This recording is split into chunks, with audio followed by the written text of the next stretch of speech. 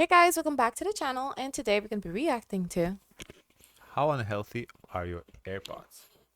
Bluetooth and AMF. Okay, Dr. let's Mike go. Warshofsky, board certified family medicine doctor. Welcome to another episode of Truth Board or certified. Scare. On today's episode, the claim is wireless Bluetooth headphones are dangerous because they emit radiation that might cause brain cancer, and AirPods are riskier than other types of headphones. Wow, I never thought about that. AirPod. Well, I have thought. AirPods like these No, is no, one no. is AirPods in oh particular. the brand. Right. Which is first question is why AirPods? Why particularly them more? So that's gonna be interesting. But no, I have thought about it. I have not yet seen research to support that. Maybe this might change my mind. So Wow. I don't know what we're gonna do. Oh my Because right now gosh. we're using it, but let's see what this video says. Oh, well, let me tell you. First, I was not a big fan of earbuds, but after trying a few sets, I grew to be a fan because I used to be a headphone baddie. Well, it's not about in or out of ear. It's about the fact that it's wireless, the Bluetooth. Oh, so it could even be the headphones, yeah, but that's Bluetooth. what, yeah, it's about that. Let's start with saying that all wireless devices, Wi-Fi routers, baby monitors, cell phones, video game consoles, smartwatches, headphones, and more emit EMFs, also known as electromagnetic fields, which are technically a type of radiation. Bluetooth technology uses radiation in order to connect one wireless device to another, such as headphones to an iPhone or laptop. EMFs actually exist on a frequency spectrum, where frequency essentially means energy. And we can split these EMFs into two main categories based on that frequency. High frequency EMFs are considered ionizing radiation. A lot of exposure to that kind of radiation can change human cell structure enough to cause cancer. X-ray machines, CT scans, they all emit low levels of ionizing radiation, which is why precautions are taken to use them as little as possible. UV light is also ionizing, which is why I always say wear sunscreen and avoid tanning beds your entire life.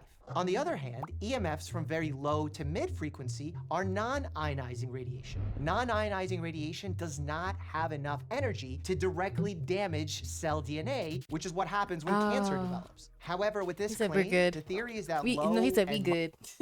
But we're too early in the video. Yeah. Well, let's I see. can breathe, no? Because he moderate has me holding my frequency breath. EMFs might not be directly causing cellular DNA damage, but perhaps over time, because we're not just using these headphones for a second or two, that damage ultimately can arise. But what does the evidence tell us about all of this?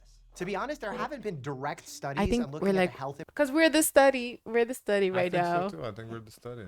impacts of radiation from Bluetooth headphones. Most of the research exploring the potential link between non-ionizing EMFs and cancer has focused on cell phones. And although cell phones and Bluetooth headphones both emit the same kind of non-ionizing radiation, Bluetooth headphones emit a lot less of it, 10 to 400 times less, according to one 2019 study. And at this point, there are some experts that believe cell phones are a potential risk for cancer. And they've been quite vocal about their concerns for I a heard of while. this. Back Like in they say you 2011 shouldn't sleep with your iPhone next to you, particularly iPhones. the International Agency for Research on Cancer, which is an agency within the WHO that evaluates cancer risks, classified radio frequency radiation from wireless devices as a possible carcinogen. The main evidence at the time was a large observational study that actually didn't find an overall increased risk of brain tumors from cell phone usage. But the study did find a statistical association, so a correlation, not causation, between malignant brain tumors called gliomas and those who had the highest levels of cell phone exposure. But researchers warned that the association was not strong and that the data was hard to make sense of because there's so many confounders, meaning other factors besides cell phone usage that could have explained why people ended up with brain cancer. Then, in 2015, more than 200 scientists petitioned the World Health Organization and United Nations for stricter rules around non-ionizing EMFs and referenced the 2011 decision to classify it as a potential carcinogen. The scientists argued that radiation emissions from wireless devices might be harmful at I levels wonder deemed safe. if this is like the same with the whole debate about switching the network to 5G. Potentially to the waves, yeah, the certain waves that it emits, yeah.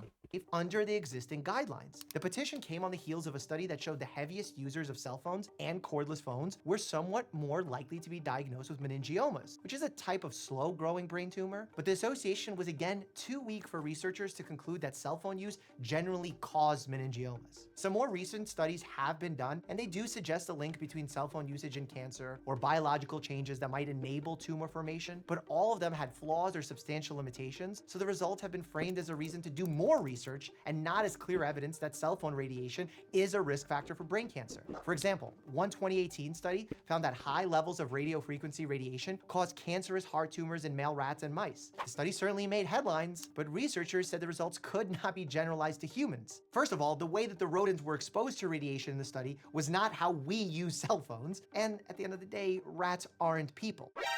It's a good first step, and maybe it'll guide further research, but it doesn't give us a clear answer as of yet. Moving on, in 2020, the FDA published a review of 125 studies exploring that potential link between radio frequency radiation and cancer. They looked at a mix of animal research and observational studies on humans. They found no consistent pattern to support a link. There are good reasons to keep investigating these potential health risks of cell phones. They've evolved a lot since they became popular, and so has the way we use them. Also, we're no longer talking primarily about adults. Yeah, I don't remember last time I put my phone next to my head to talk like this.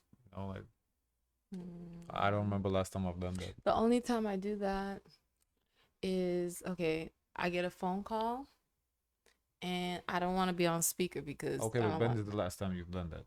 Done that recently. When? Like if I'm at the gym and I receive a phone call from my mom But and you're in the headphones on the gym. she says sometimes my headphones doesn't work. I don't know. So I'm like, damn. Oh. Like she can't hear me clearly Okay. well. I need better headphones. Okay. I'm not exaggerating. I probably haven't done it in at least 5 years. Yeah, but you don't talk on the phone like that. Right. I don't talk on the phone like that, but that's my point. The only like- time you talk on the phone is like if I'm in the other room and I call you on FaceTime. I'll be like, No, but like even if Hi. I do talk on the phone, it's How are always on you? speaker. It's always on speaker. mm. Or if it's not on speaker, I'll probably put on the headphones. I do not. Well, let's be clear. You speak a language that how many people speak? Like, what is the population who can speak? It doesn't- Labas. Labas, it doesn't matter. Calica. Calica. Labadiana. Well, Donna. No one's gonna understand what the hell we're saying. Like, it's gonna be a small group, and if you are that group, let me know if down in the comments down below. Today, most kids have their own cell phones, and kids don't necessarily respond the same way as adults do when they're exposed to potential environmental health risks. And like because of toxic that, you chemicals speak or viruses. loud on So the maybe phone. the same Like you don't care. will go for EMF. It's important for scientific knowledge to keep up with this modern technology, so the call for more research isn't really a reason to panic, it's the responsible path forward. But let's go back to Bluetooth headphones, which became a bigger part of this whole conversation in 2019 when a Medium article that argued AirPods might be dangerous and referenced the 2015 WHO petition. no. The fact that the WHO petition had not specifically mentioned Bluetooth headphones didn't seem to even matter. The article came out the same year as AirPods did, so they were already in the spotlight. The Medium article also brought up the idea that the amount of radiation emitted by wireless devices isn't the only factor in their potential health effects. See, wireless tech emits short bursts of electromagnetic energy called pulses, which the article said might be able to cause cell damage at a lower intensity level than non-pulsing I radiation. kind of could. see where the direction of this video is going. I don't know if we're gonna get an answer. I feel like we're gonna get all the data, all the information, but not the answer. I need the answer. No, but that is okay because you can evaluate the risk given this provides you with all the up-to-date data available, so you can make your own adult decision So, whether to use it or not. What are you assessing so far? So far, I'm seeing there's no link. Not that there's no link, there's no causation. One expert said this factor is ignored by government health agencies and He's therefore not a isn't doctor, captured by guys. safety guidelines. There's some rat research on electromagnetic He's not pulses, voices. but as far as human health goes, this is not exactly an He is though. Let's go. evidence-based belief. But is And someone not because he wears scrubs, but it literally says under the video that The Lithuanian no, language? from a doctor How is it licensed in the U.S. Yeah. Oh. out there actually making sure your headphones aren't blasting you with dangerous radiation? Yes. The Federal Communications Commission, or FCC, sets maximum exposure limits for radiation emitted from cell phones, Okay, cell phone towers, FCC. and all wireless devices sold in the US. These radiation limits are based on how much radio frequency energy can be safely absorbed into the body, and they're lower than what's been deemed safe in research. That means there's actually a built-in margin of safety. The rate at which you absorb radiation from a device is called its specific absorption rate. This rate is based on emissions measured from the device when it's operating at its highest possible power level. specific absorption rates for Bluetooth headphones don't come anywhere near the FCC radiation limits. This is true no matter which brand or kind you have. AirPods have unfortunately been singled out as more dangerous than over-the-head Bluetooth headphones because they supposedly emit 5 times as much radiation, and maybe that they sit directly inside your ear canal so they're closer to the brain. But the 5 times number, it's a myth. And the radiation from AirPods is well within the safe for use range. Recent models emit a maximum of 8% of the FCC radiation limit, and that's the safe limit. What's the difference from left and right? That is interesting. Why left? What? Maybe one of Okay. them. I have the left one. Maybe. Yeah, I'm taking the brunt of it. Oh my Maybe because the gosh. mic is on the left. But I know that the functions, I could do functions with right. I don't know. I would think because I do functions with right, I would take it more.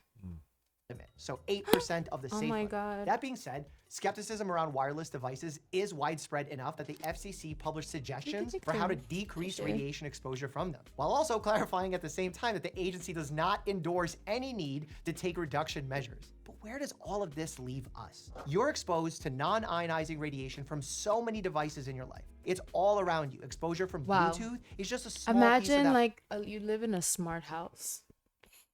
Like Yeah. you're in like ground 1, ground 0. That's kind of interesting. Makes you not want to have too much of that Yeah. in all in one home. Rich people's problems. Yeah, I think this is the case of, money being not having that much money can save you from a lot of these headaches.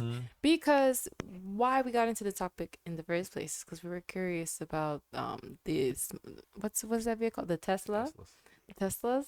So this kind of turned into the earpods, and I'm like, wait a minute. So I know we have like smart TVs. There can be like smart washing machines. There's a lot of smart devices that can emit this. So I wonder in total. Anything with Bluetooth. Can So what I would be curious is that stat in total, like of a smart house, how much total? But what I'm getting is that the waves that Bluetooth emits is just not problematic enough to. The waves that the Tesla emits is different waves than Bluetooth. That's why it's different. But what I'm gathering from this video, just Bluetooth itself, it's not.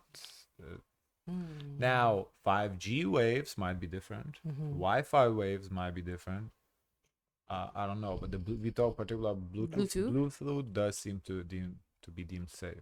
Pie. Bluetooth worries were and are mainly based on the possibility of cell phones causing harm. And we currently don't have strong evidence that cell phones are harmful, at least in that sense. And the leap to Bluetooth is probably a huge one given that they release so much fewer EMF than cell phones. And that's because cell phones need to communicate with cell towers miles away. A Bluetooth device only needs enough radio frequency to connect with a phone or laptop that's in the other room. Less distance equals less energy and probably less damage. One thing about headphones, though, that understandably makes people uneasy is that it's common to wear them for hours on end and on a daily basis.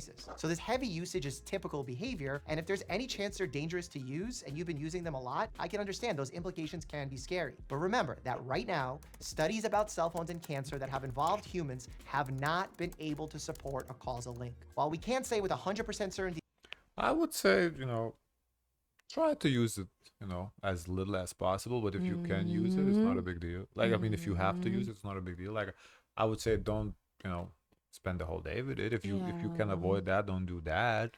But like for example us, I take it out in between filming the videos. I don't just sit with it. I just honestly, because it's not really that comfortable, at least this kind of Maybe we headphone. should get like better pairs. Yeah, but I just kind of take it out because it's almost like falling out of my ear, so it's a little annoying, so I just take it out. But yeah, just stuff like that. Like if you don't have to use them, don't use them. I like the in-ear alternative as opposed to putting the phone to your ear. Oh yeah.